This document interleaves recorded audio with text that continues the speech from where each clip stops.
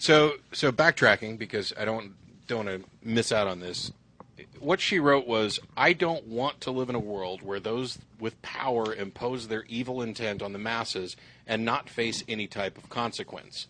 Without God, people can easily escape human justice. I can't buy into that. She also made this point about, you realize, because somebody mentioned pedophile priests, and she's like, you realize, yes, pedophiles are immoral, but there are pedophiles who escape from human justice, and therefore it's good to know that God's justice is eventually going to get them. And this becomes the basis of why she believes. And so here was my response, and I'll just read it. The kind of world you want to live in has no bearing on what kind of world you do live in. If this is your principal objection to worldviews that don't include some cosmic justice in them, if you'll forgive the condescending remark, you really don't understand what you're talking about. Life isn't fair, and the desire for justice that you express is one of the key foundations of most every religion. We're all aware that sometimes good goes unrewarded and evil goes unpunished, and so some justice seekers invent a security blanket to ensure that they aren't mired in depression. It allows them to avoid facing the harshness of an indifferent reality. Whether it's heaven and hell or karma dictating infinite rebirths, it serves the same purpose. Some of us prefer to actually face reality. Some of us realize that there's no good reason to believe that the universe is anything other than indifferent to our existence and our perceptions of good and evil. Some of us realize that dealing with reality on reality's terms is the only way to make any real improvements in the situation. Life isn't fair, and that's actually comforting if you think about it. If life were fair, that would imply that you actually deserve the bad things that happen to you, and that those who benefit from evil deeds are similarly deserving. The realization that there's no reason to expect justice is what ensures that we take steps to impose justice. The realization that good isn't always rewarded is what drives us to reward it when we see it.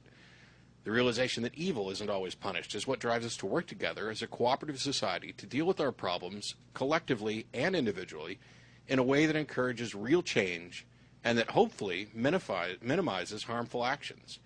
Realizing that justice isn't guaranteed allows us to appreciate it when it happens and work toward ensuring it on a more regular basis.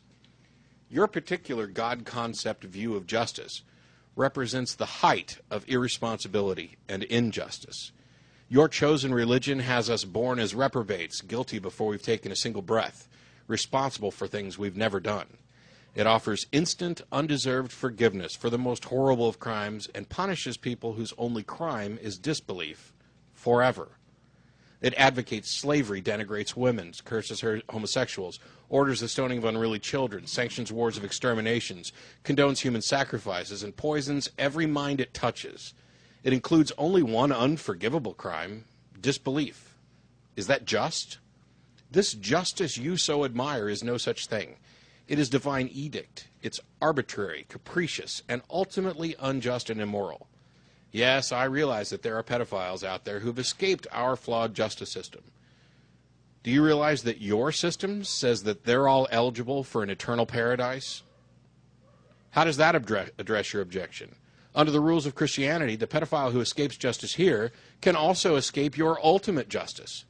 Under the rules of Christianity, he may live forever in paradise, while someone who spent their entire life doing good, helping others, and contributing in a generally positive way to the one and only life we're sure to get, ultimately is judged unworthy of that reward. Don't kid yourself. You haven't accepted a cosmic sense of justice that alleviates the problem. You've accepted one that you believe alleviates the problem for you. It is a selfish justification that shows no regard for real matters of justice. It is the height of arrogance and your desire to feel special because somebody up there thinks you're special. Well, according to the paradigm you advocate, he thinks anyone willing to worship him is special with no regard to justice or character. Go, read Romans. No one makes this point clearer than Paul. The law was established with full knowledge that no one would be able to fulfill it. It was established to demonstrate this inability and damn us further, and then a loophole was established to let some people through regardless of their standing with the law. Your religion has made you a slave. It has made you uncaring. It has made you support immorality and injustice while claiming that arbitrary edicts and loopholes count as either. It is a reprehensible lie that poisons the mind and prevents you from understanding reality.